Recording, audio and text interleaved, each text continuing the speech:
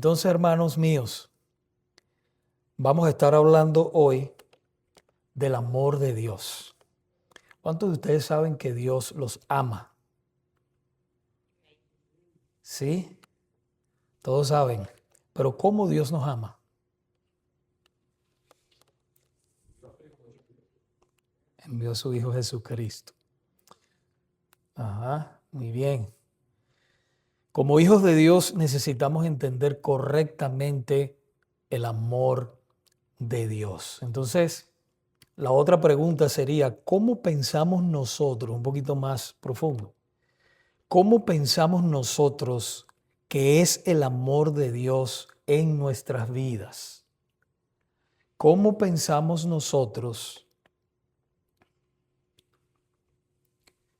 que es el amor de Dios en nuestras vidas? ¿Cómo piensa usted que el amor de Dios es en su vida? Como nosotros somos padres, si nosotros amamos a nuestros hijos, Por favor, esperen que llegue ahí así como el nosotros micrófono. Ajá. amamos a nuestros hijos, también yo creo que Dios, la Biblia misma nos enseña que si nosotros amamos a nuestros hijos, los vamos a disciplinar, Sí. enseñarles las consecuencias de cuando uno se porta mal. Fíjense, eso que dice el hermano Manuel es muy importante porque el mundo hoy, la idea de hoy, fíjense cómo se ha distorsionado el modelo de la familia, ¿verdad? El diseño divino, de que hoy en día disciplinar a un niño, ustedes saben que le han llamado a esta generación la generación de cristal. Se ofenden por cualquier cosa, ¿no? Y entonces dicen que si usted disciplina a un niño, entonces usted le puede causar un problema psicológico para después. Pero la palabra del Señor no nos dice eso. El mismo Dios, lo que está diciendo el hermano, dice que al que ama, Él disciplina. Al que toma por hijo, Él lo disciplina. Entonces el equilibrio está en amor, ¿verdad? Uno le demuestra amor a sus hijos, pero también uno, cuando ellos cometen errores, no equivocaciones, porque eso es un tema ya para hablando de la familia, de los hijos y todo eso. Porque a veces como padres cometemos el error de disciplinar a nuestros hijos cuando se equivocan. Eso es un error. Se equivocan, nosotros nos equivocamos también. Dios no nos disciplina a nosotros porque nos equivocamos, sino cuando nosotros cometemos errores o pecamos, ¿verdad? Igualmente nosotros a nuestros hijos, nosotros debemos disciplinar a nuestros hijos cuando ellos cometen errores, no cuando se equivocan. Y te dice, wow, pastor, pero eso suena como lógico, pero en la práctica a veces nosotros reaccionamos de una manera que no deberíamos haber reaccionado con nuestros hijos y nos damos cuenta después que reaccionamos es que era un error y no es que era maldad, que no era pecado de parte de los niños y no teníamos que haberlos disciplinado en ese momento, sino haberles enseñado. Entonces el amor de Dios, ¿verdad? El amor de Dios es un amor justo, es un amor que nunca se equivoca y que nos disciplina de una manera justa todo el tiempo. Vamos a entrar entonces en materia, en el estudio, ¿verdad? El amor de Dios. Comencemos viendo la naturaleza del amor de Dios. La naturaleza del amor de Dios. Hay tres cosas principalmente que nos dicen las Sagradas Escrituras respecto a la naturaleza de Dios. En primer lugar, es que Dios es espíritu. La naturaleza de Dios es que Dios es espíritu. En el Evangelio de Juan, capítulo 4, versículo 24, nos dice, Dios es espíritu y los que le adoran en espíritu y en verdad es necesario que le adoren. Hermanos, también Dios es espíritu en el sentido más elevado y debido a que ese espíritu es incorpóreo, o sea, no tiene cuerpo. En otras palabras, no tiene sustancia visible. Nadie ha visto jamás a Dios. Ahora el Hijo nos ha revelado a Dios, nuestro Señor Jesucristo. Pero Dios es espíritu, no tiene cuerpo, no tiene sustancia. Si Dios tuviera un cuerpo tangible, no sería omnipresente. ¿Qué significa la palabra omnipresente? Yo sé que lo hemos estudiado, pero para recordar un poco es bueno. ¿Qué significa omnipresente? Es uno de los atributos de Dios. ¿Qué significa? Al mismo tiempo. Uh-huh. Claro, imagínense que Dios no fuera omnipresente. Él ha prometido estar cada vez que su pueblo se reúne.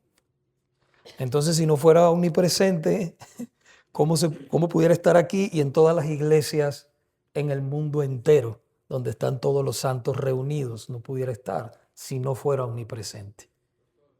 Hermano. En este tema, una vez yo predicando en un parque, le estaba hablando a un hombre que traía un carrito con él. Le pregunté que si él creía en Dios y me dijo que sí. Y señaló a su perro. Él está en el perro, está en los árboles, está en la roca. Pero eso es un error porque creo que se llama panteísmo, ¿no? Que Dios está en todas partes, pero está en cada cosa. Eso es diferente. Sí, esa es una religión, sí, sí. De hecho, yo creo que los hindús creen en eso. Los hindúes creen en eso. Yo creo que aquí Dios es omnipresente, está presente en todas partes, pero Dios no está en un perro, en una No, roca, en un árbol, como creen ellos. sí, pero sí está en sus hijos. Sí, en eso sí. Somos templo del Espíritu Santo, en sus hijos sí. No en todo el mundo, pero sí en sus hijos. Ujú.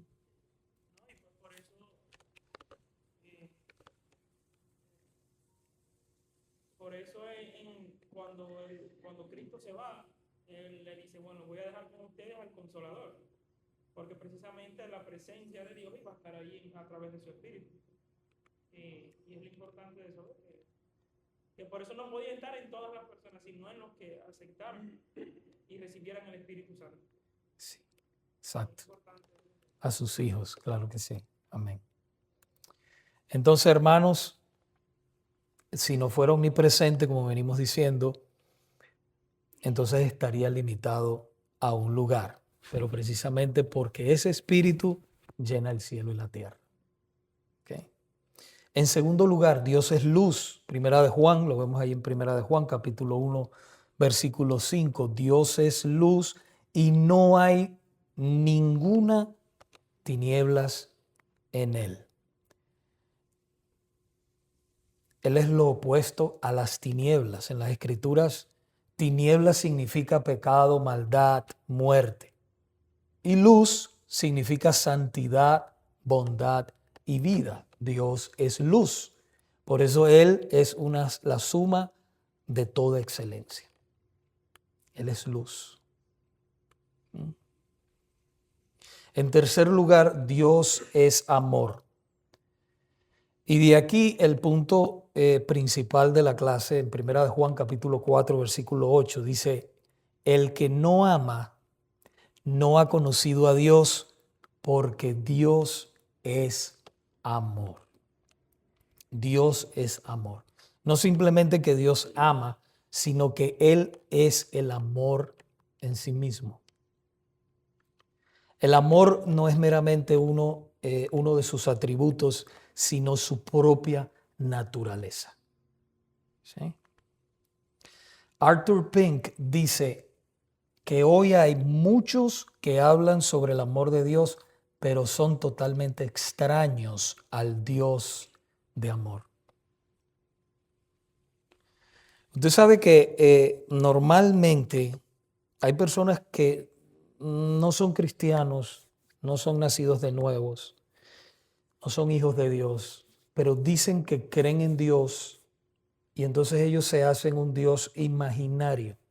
Usted sabe que una persona puede hacerse un Dios imaginario, que solamente existe en su mente, pero no es el Dios de las Escrituras, no es el Dios que se nos ha revelado, a través de la revelación especial de las Escrituras, y que no es el Dios que hizo los cielos y la tierra, en otras palabras, el Dios verdadero. Y entonces pueden andar por la vida pensando que ese es el Dios verdadero, que se amolda. Usted ve que hay personas que a veces están buscando iglesias o lugares donde se le hable del Dios que ellos quieren escuchar, que se amolde a ellos. ¿Sí? El verdadero hijo o la hija de Dios verdaderamente busca al Dios verdadero y se amolda a los deseos, le obedece al Señor. Y cuando escucha la palabra verdadera de Dios, se goza en eso, así sea dura. Así sea dura. Y si tiene que hacer un ajuste, lo hace. Si tiene que hacer un cambio, lo hace porque quiere agradar a aquel que lo salvó. Entonces esa es la diferencia. No, es que ahí yo no quiero estar porque si se habla la palabra de Dios en esa iglesia y los hermanos se aman, ¿verdad? Y se está haciendo las cosas no perfectas porque no somos perfectos, pero sí tratando de agradar al Señor en todo. Entonces ahí es el lugar donde yo debo estar. ¿Sí? Mis hermanos, buenas tardes. Disculpen, si se pudieran poner de este lado, es por la cuestión del micrófono para que el hermano José no tenga que caminar tanto hasta allá. Gracias. Ok. Testigo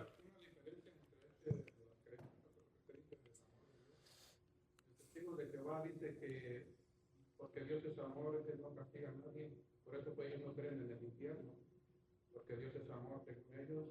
Por eso Dios, siendo un Dios de amor, no va a mandar a nadie al infierno.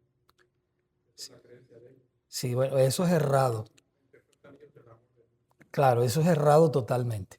Eso es errado totalmente porque eso es, predicamos, y eso sucede mucho, se predica solamente una parte de la palabra de Dios, pero no se predica todo el consejo del Señor. Entonces, por eso entonces salen todas estas sextas, ¿verdad? Que verdaderamente son falsas.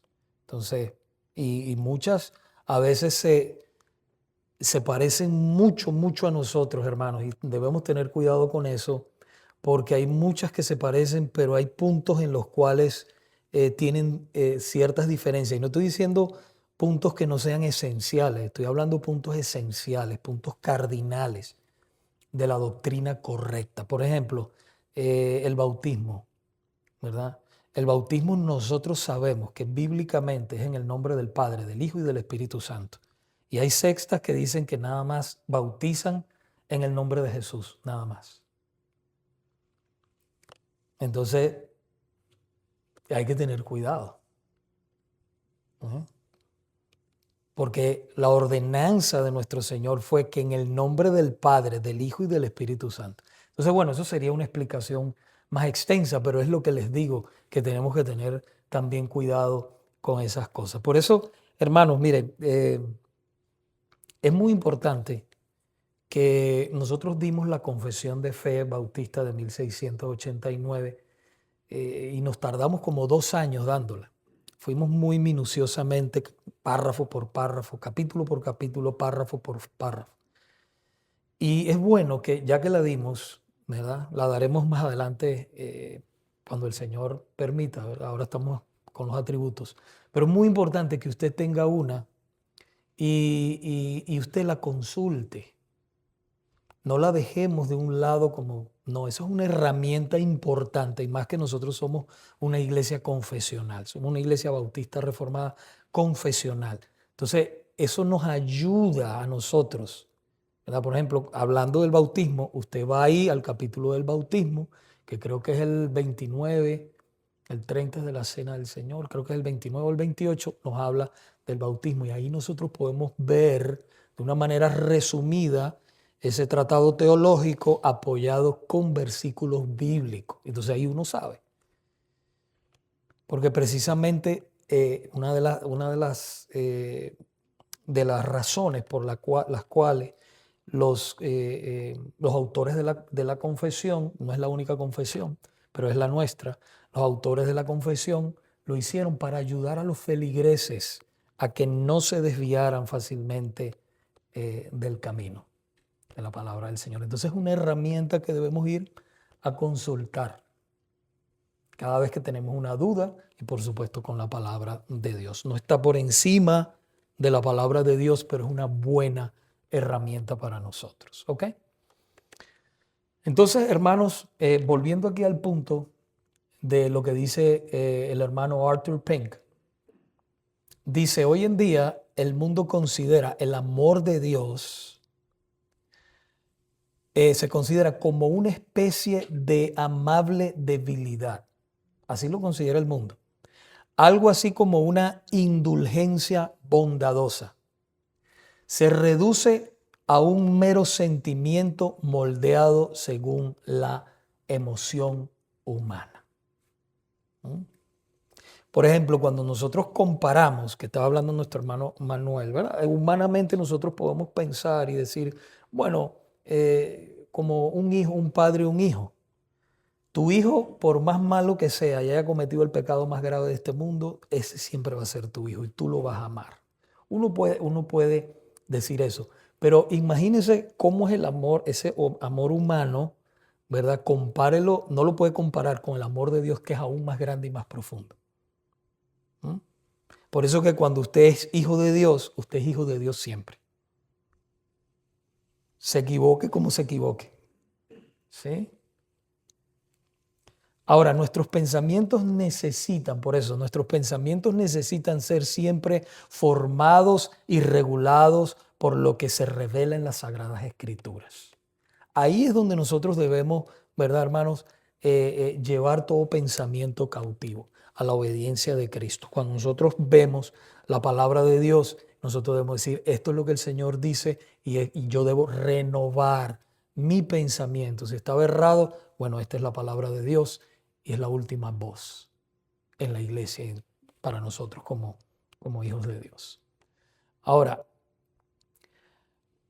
cuanto mejor nosotros conozcamos el amor de Dios, su carácter, plenitud, hermanos, nosotros más nos vamos a sentir atraídos hacia Él. ¿Se acuerdan que en clases pasadas estábamos hablando de eso? Que mientras más conocemos nosotros a nuestro Señor, más lo amamos. Más lo amamos.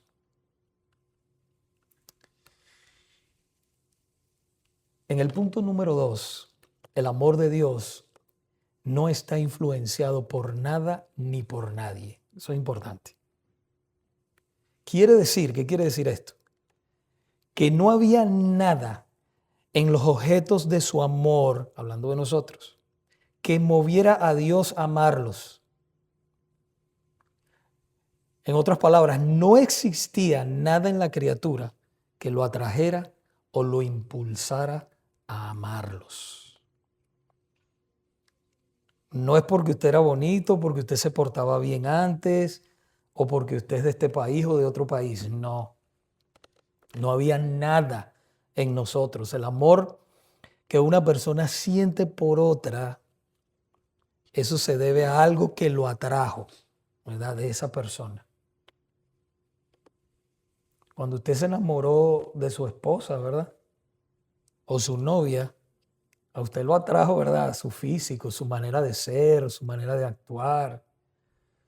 Y los errores que usted le veía, bueno, después de casado empieza a ver errores a los años, pero verdaderamente cuando uno está así en el primer amor ese, no ve errores ninguno, todo es bonito, todo es precioso. No hay error. No hay errores.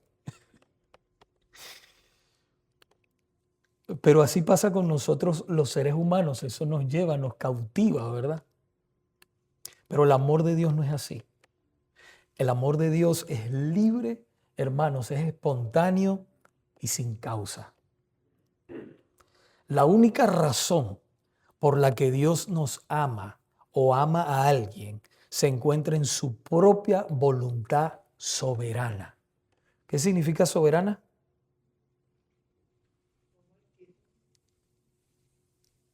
¿Quién más puede decir? Eso es uno de sus atributos, ¿se acuerdan? Que es soberano. Así mismo es. Vamos a verlo en Deuteronomio, capítulo 7, versículos 7 y 8. Deuteronomio capítulo 7, versículos 7 y 8. Yo creo que esta clase la vamos a tener que dividir en dos partes, porque esta clase es un poco larga. Sí, mi hermana, adelante.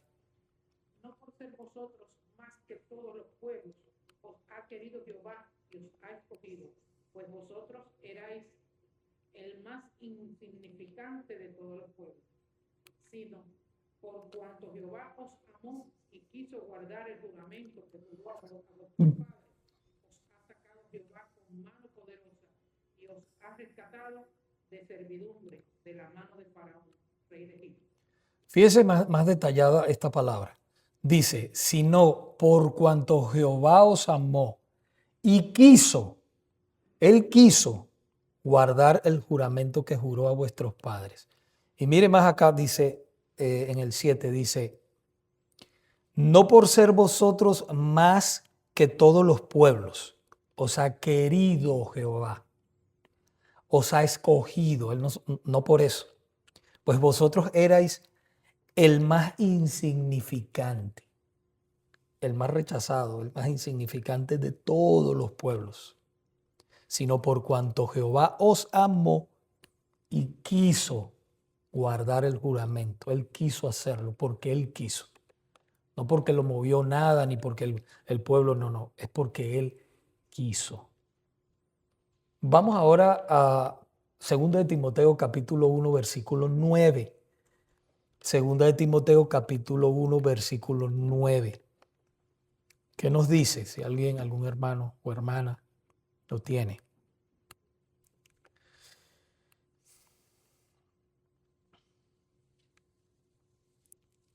Sí, ok. Quien nos salvó y llamó con llamamiento santo, no conforme a nuestras obras, sino según el propósito suyo y la gracia que nos fue dada en Cristo Jesús, antes de los tiempos de los siglos. Ajá. Fíjese, no conforme a nuestras obras, porque como eran nuestras obras, dice la palabra, trapo de inmundicia, ¿verdad? Es la verdad. Sino según el propósito suyo y la gracia que nos fue dada en Cristo Jesús antes de los tiempos de los siglos. ¡Wow!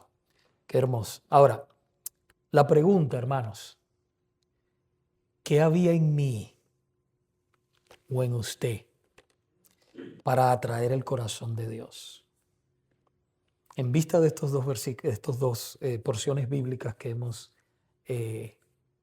ya leído, ¿qué había en nosotros? ¿Mm?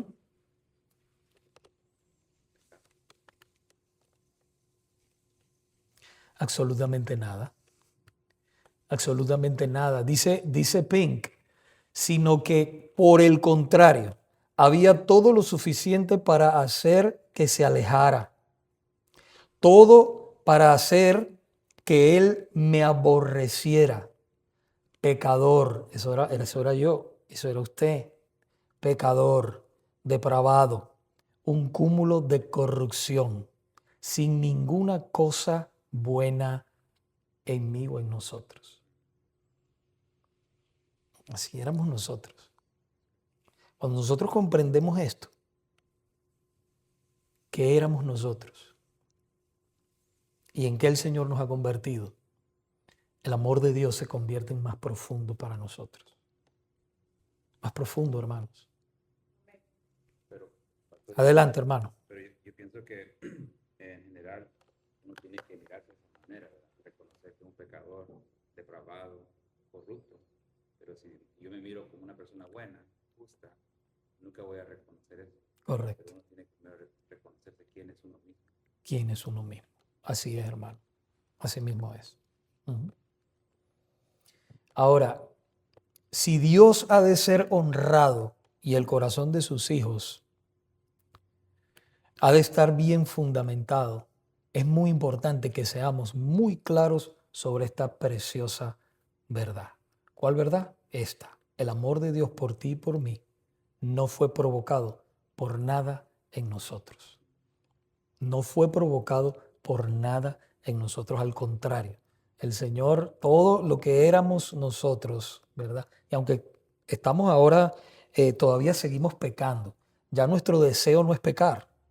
Y esa no es nuestra intención, pecar ahora por la nueva naturaleza que el Señor ha creado en nosotros. Ya nuestra intención no es pecar, ¿verdad? Pero nos equivocamos y pecamos todavía. Pero antes nos gozábamos en el pecado, nos encantaba el pecado, ¿sí? Pero aunque eso, ahora Dios nos mira de otra manera en Cristo. Él nos mira limpios totalmente, ¿m? Como sus hijos, como real sacerdocio, nación santa, pueblo adquirido por Dios. Nos mira así, preciosos. Entonces eso es una gran bendición, ¿verdad? Ok, pasemos al punto número 3. Dice, el amor de Dios es eterno. Mira, hermano, hay cristianos, creyentes, ¿verdad?, que piensan que porque se portaron mal o hicieron algo malo, ya el amor de Dios los abandonó. Ya el Señor no los ama. Claro, si usted tiene muchos años conociendo, ¿verdad?, que el amor de Dios es eterno para con su pueblo, para con usted, entonces usted no tiene ese problema. Aunque le venga un sentimiento, pues usted tiene el conocimiento y usted sabe que la palabra dice que el amor de Dios es eterno. Pero hay personas que uno tiene que tener paciencia. Y eso es a veces lo que tenemos que llenarnos cuando nosotros conocemos la palabra de Dios que dice que el amor de Él es eterno para con su pueblo. ¿Mm? Y enseñarles a ellos, porque eso es libertador. Eso es liberador. ¿Mm? Dice, Dios mismo es eterno y Dios es amor. Por lo tanto, como Dios mismo no tuvo principio, su amor tampoco lo tuvo. Su amor tampoco lo tuvo. ¿Cuán claro es el testimonio de Jeremías capítulo 31, versículo 3? Cuando dice, Jeremías 31, 3, dice, Jehová se manifestó a mí hace mucho tiempo diciendo, con amor eterno te he amado, por tanto te prolongué mi misericordia. Se lo está diciendo a su pueblo. Recuerde que el mismo pueblo de Israel es la misma iglesia. Es un solo pueblo, no son dos pueblos. Muchos piensan que el pueblo de Dios se dividió, que Israel es un pueblo aparte y que la iglesia es otro. No, hermanos, es el mismo pueblo. Porque en aquel pueblo, y todavía hoy en día de los judíos, hay salvos, pero hay otros que no son salvos ni eran salvos en aquella época. ¿Sí? Dios siempre ha tenido un solo pueblo, la iglesia, ¿verdad? Entonces por eso nos aplica a nosotros. Entonces qué bendición es saber que el gran santo Dios amaba a su pueblo antes de que el cielo y la tierra fueran llamados a la existencia. Eso es algo hermoso. Que Él había puesto sus ojos, su corazón sobre nosotros desde toda la eternidad. Esta hermosa verdad, hermanos, se expresa en Efesios. Vamos a ir a la carta de Efesios, capítulo 1, versículos 4 y 5. Efesios, capítulo 1, versículos 4 y 5 nos dice, según nos escogió. Esa es una carta que nosotros tenemos que leer, releer y releer. Preciosa, como todas las escrituras, pero esta es preciosa.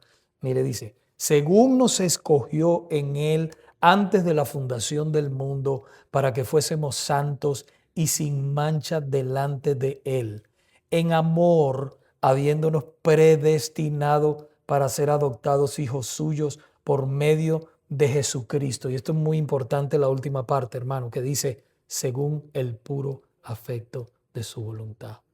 Según el puro afecto de su voluntad.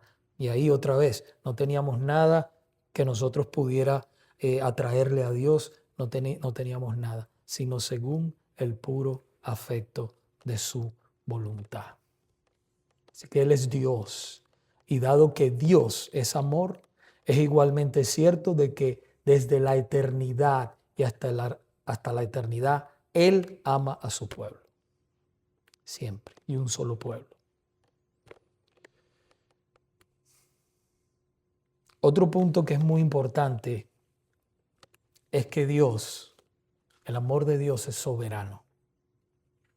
El amor de Dios es soberano. Se parece a algo que que ya hemos hablado, pero hermanos, vamos a profundizar un poquito en este. Dice así: la soberanía del amor de Dios se deriva del hecho de que no está influenciada por nada en la criatura. Dios mismo es soberano y no está bajo obligaciones de nadie. Él es ley, Dios es ley en sí mismo y actúa siempre de acuerdo a su propia voluntad soberana. O sea, no viene alguien o porque usted oró, Él va a cambiar lo que Él ha decretado. No, no. No es como nosotros los humanos que nos dejamos influenciar por las personas. El dicho ese muy que nos lo decían nuestros padres, bueno, por lo menos mi madre me lo repetía mucho. Ten cuidado, mira que con quién andas y te diré quién eres. No sé si a ustedes les decían eso cuando eran pequeños. No te juntes porque te hacen una influencia grande en ti y cambian tu manera de... Y eso es lo que el enemigo está haciendo verdaderamente hoy en día en las redes sociales y todo lo que está haciendo con la juventud, cambiándoles todo, llenando. Entonces de eso vamos a hablar un poquito hoy en el sermón, esa parte. Entonces, hermanos, nada puede cambiar a Dios. Lo que Él ha decretado y lo que Él va a hacer, nadie puede detener su mano ni decirle qué haces, sino que Él es soberano y hace lo que Él quiere, lo que Él ha decretado, como es Dios. Adelante, hermano. Malaquías, el pueblo le dijo a Dios, ¿en qué me has amado? Y él dice, aborrecía de Saúl y a mí. Sí, ahí vamos ahí ahora. Punto Uh-huh. llama a quien quiere. Exacto. Nadie puede decir que Sí, sí. Y eso para la mente humana es inconcebible. y es duro porque, wow, Que le cuesta. Ah, exacto. ese término se dice, yo aborrecí. O sea, termina de aborrecí, o sea, no lo amé, le amé a ti. Sí. Fíjese, y vamos a entrar en lo que está diciendo nuestro hermano Vicente ahora. Dice, como Dios es Dios, hace lo que le place y porque Dios es amor, ama a quien quiere libremente. Ahí vamos a verlo en Romanos capítulo 9, versículos del 13 al 15. Romanos 9, versículos del 13 al 15. Fíjese que dice, como está escrito, a Jacob amé, mas a Esaú aborrecí. ¿Qué pues diremos? ¿Que hay injusticia en Dios? De ninguna manera. Pues a Moisés dice, tendré misericordia del que yo tenga misericordia y me compadeceré del que yo me compadezca. ¿Mm? En Malaquías, que estaba nuestro hermano también hablando de eso, capítulo 1, versículos 2 y 3, nos dice, yo os he amado, dice Jehová, y dijisteis, ¿en qué nos amaste? ¿No era Esaú hermano de Jacob? Dice Jehová, y amé a Jacob, y a Esaú aborrecí, y convertí sus montes en desolación, y abandoné su heredad para los chacales del desierto. Ahora, para aclarar algo muy importante, en el lenguaje bíblico no siempre la palabra aborrecí significa odio, no siempre. Cuando la escuchamos, nosotros pensamos que Dios odió o aborreció a Esaú con el odio que puede odiar o aborrecer un ser humano a otro. Y no es así. Cuando dice aborrecí, no describe una emoción descontrolada o un odio pecaminoso por parte de Dios. No, no es así, sino una decisión soberana y judicial. Es una decisión soberana y judicial. Porque a veces nosotros estamos comparando a Dios con nuestros sentimientos o la forma en que nosotros podemos actuar. Y Dios, ahí le voy a dar el chance, hermano. Dios no escogió a Esaú para eso es lo que quiere decir, que Dios no escogió a Esaú para la línea del pacto, ni para la gracia divina o la gracia electiva. No lo escogió. Dios dejó a Esaú para que al final de su vida él experimentara la justa retribución por su pecado. Y lo mismo pasa y va a pasar con aquellos, ¿verdad?, a los cuales Dios nos salva. Los pasa por alto. Los deja en sus pecados. Los deja allí en sus pecados. Cuando decimos justa retribución por el pecado, estamos hablando de que el ser humano es culpable por sus pecados y solo y únicamente puede ser o puede encontrar el perdón y la vida eterna en Cristo Jesús. Porque eso también, hermanos, esta es una doctrina, ¿verdad? La doctrina de la elección. Es una doctrina delicada de enseñar, pero es bíblica y hay que enseñarla. Y hay que enseñarla con cuidado. ¿Okay? Porque cuando nosotros la enseñamos, puede ser que haya personas que no sean cristianos todavía y empiecen a pensar, ¿será que yo soy uno de los elegidos? No tienen que ser, ellos no tienen que pensar de que si ellos son unos de los elegidos. Lo que tienen es que creer en Cristo para salvación. Es creer. Es lo que tienen que hacer, ¿verdad? Ni nosotros tampoco estamos, ¿será que no, mi corazón tiene que estar volcado hacia el Señor, buscando al Señor, nosotros como hijos de Dios? ¿Ve? Entonces hay que tener cuidado cuando nosotros explicamos eso, no decirlo porque la gente, no, ya después que ellos vengan al Señor, ellos van a comprenderlo. Después que el Señor los salve, esas personas esos hermanos van a comprender todo esto que dice la palabra de Dios. Porque un hijo de Dios, una hija de Dios, cuando ya es salva y ve todo esto que está en las Escrituras, dice, wow, es la palabra de Dios. Y no es solamente un versículo, sino que está por toda la Biblia. La doctrina de la elección. Entonces, hermano.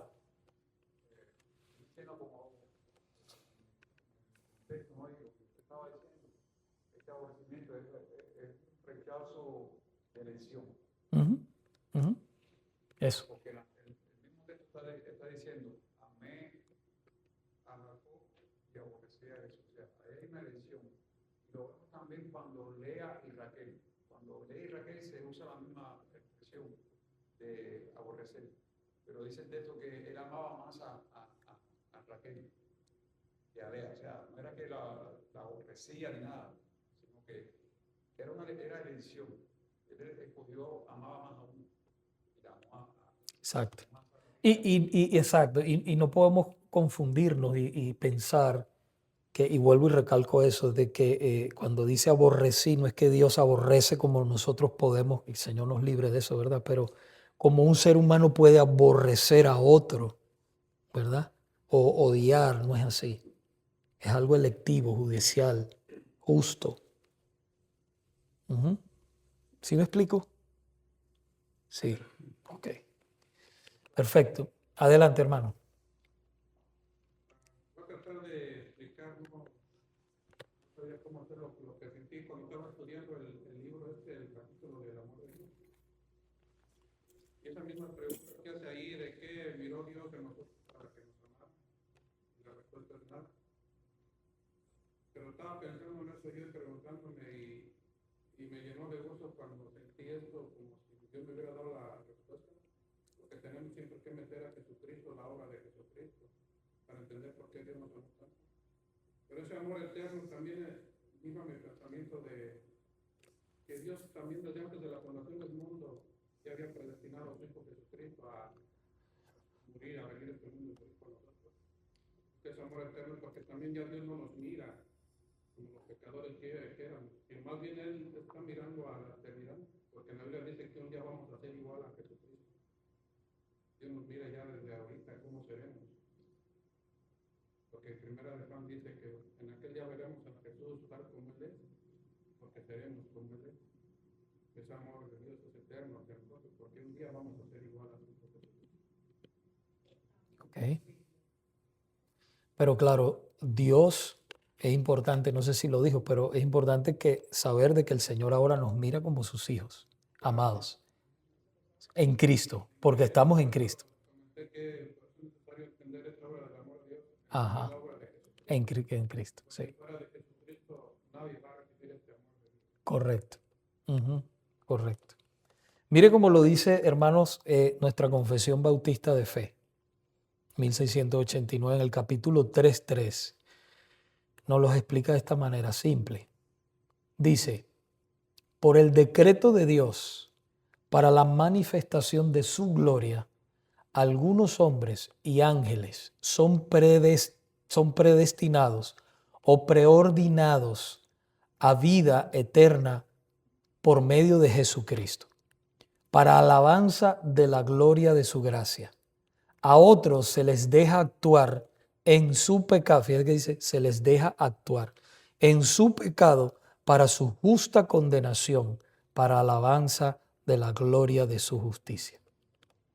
Ahí está, resumido todo.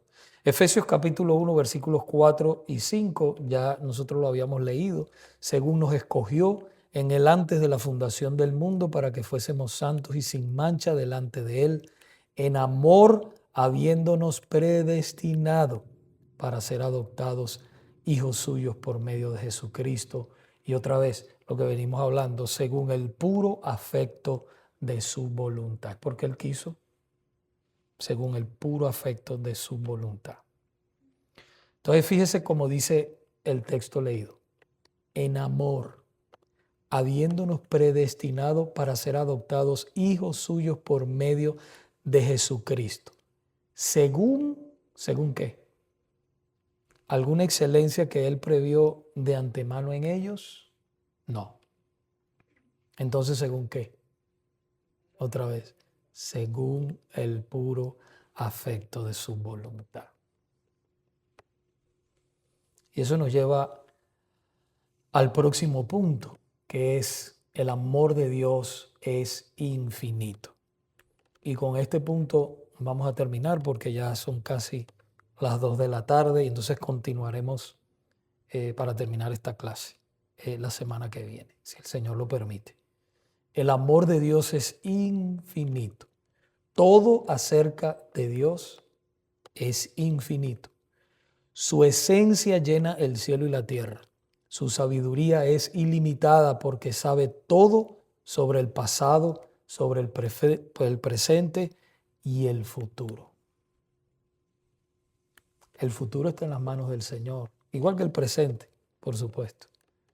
Por eso podemos estar tranquilos y seguros, ¿verdad? Porque el futuro de cada uno de nosotros está en las manos de Dios. No nos equivoquemos con eso. Por eso podemos descansar tranquilos y andar por donde quiera, ¿verdad? Con esa tranquilidad. Nada nos puede suceder sin que el Señor lo permita. Su poder es ilimitado porque no hay nada demasiado difícil para Él. Tiene una profundidad que nadie puede sondear. Tiene una altura que nadie puede escalar. Y tiene una longitud y una anchura que desafían la medición por cualquier estándar de las criaturas.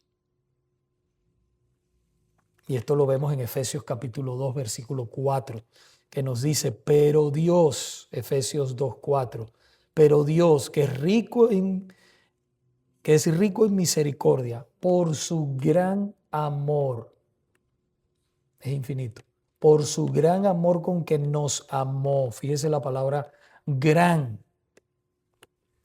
Y esa palabra gran puede ser paralela también con Juan 3:16, que dice porque de tal manera, ¿verdad? Porque de tal manera, o sea, el amor de Dios es infinito.